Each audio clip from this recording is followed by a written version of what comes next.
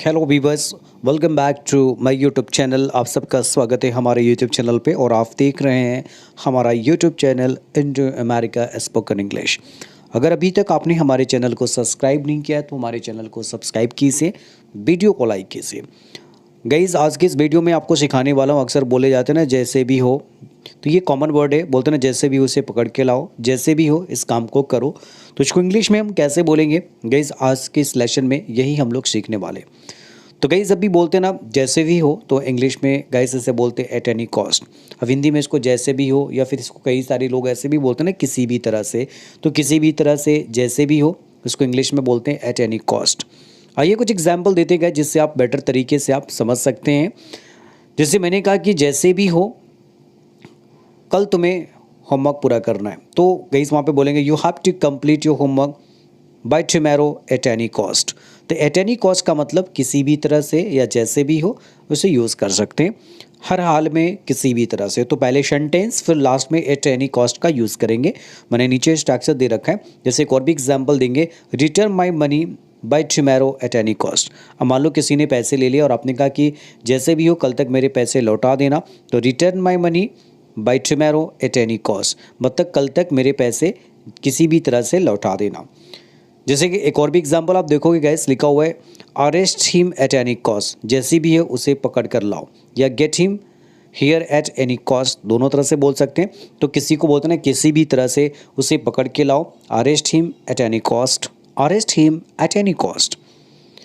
एक और भी एग्जाम्पल आप स्क्रीन पे देखेंगे गाइस, जैसे भी हो मैं सच का पता लगा लूँगा, I will find the truth eight any cost. तो फाइंड का मतलब होता है पता लगाना, I will find the truth eight any cost, मैं किसी भी तरह से सच्चाई का पता लगा लूँगा। तो एट एनी कॉस्ट का यूज़ गाइस बहुत ही ज़्यादा किया जाता है। जैसे मैंने कहा कि you will have to help me at any cost, जैसे भी हो तुम्हें मेरी मदद करनी होगी, किसी भी तरह से तुम्हें मेरी मदद करनी पड़ेगी। You will have to help me at any cost. तो पहले हमने सेंटेंस बनाया और लास्ट में एट एनी कॉस्ट का यूज़ करेंगे, जिसका मतलब होता है किसी भी तरह से। जैसे एक और भी एग्जांपल देखेंगे, मैंने कहा जैसे भी हो हम उसे संभाल लेंगे, चिंता मत करो, परेशान मत हो, don't worry you will handle him at any cost, don't worry we will handle him at any cost. एक और भी गाइज एग्जांपल आप देखेंगे गाइज, जैसे मैंने कहा कि जैसे भी हो तुम इस काम को कर लेना, मैंने कहा जैसे भी हो तुम मुझे फ़ोन कर लेना, you call me at any cost. जैसे गाइज एक छोटा सा होमवर्क से कमेंट में देंगे, जैसे भी हो तुम उसे अंदर आने मत देना। तो इसको इंग्लिश में कैसे बोलेंगे कमेंट में मुझे ज़रूर बोलेंगे, बताएंगे गाइज। मुझे आपकी कमेंट का वेट रहेगा। और वीडियो अच्छी लग रही है तो लाइक ज़रूर कीजिए, चैनल को सब्सक्राइब कीजिए। आगे चलते गाइस, हम आपको एक हमारे व्यूवर्स ने क्वेश्चन अराइज किया था कि चाहकर भी मैं तुम्हारी मदद नहीं कर सकता, चाहकर भी मैं ऐसा नहीं कर सकता। तो किसी ने ये क्वेश्चन मुझसे अराइज किया था, तो मैं अपनी व्यूवर्स की एक छोटा सा क्वेश्चन से मैं इसमें आपको सॉल्व कर रहा हूँ। चाहकर भी, तो इसको इंग्लिश में कैसे बोलेंगे गाइस, आज की इस लेसन में हम आपको सिखाने चल रहे हैं। चाहकर भी तो कैसे बोला जाता है कि इसमें का चाहकर भी हम यहाँ नहीं रह सकते, चाहकर भी मैं तुमसे बात नहीं कर सकता, चाहकर भी मैं वहाँ नहीं जा सकता। तो चाहकर ये कॉमन वर्ड है जो अक्सर बोला जा रहा है। तो ये हमारे किसी व्यूवर्स ने ये क्वेश्चंस किया था, तो इसको अंग्रेज़ी में कैसे बोलते हैं चलिए हम आपको सिखाते हैं गाइस। इसको इंग्लिश में बोलते हैं इफ़ आई वांट टू। अगर प्रेजेंट में बोलते हैं तो इफ़ आई वांट टू, अगर पास्ट में बोलना है तो इफ़ आई वांटेड टू। तो दोनों तरह से बोल सकते हैं।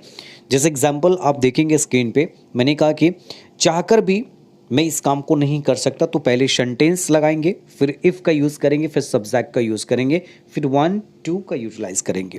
तो पहले सेंटेंस होगा, फिर इफ़, देन सब्जेक्ट का यूटिलाइज़ करेंगे।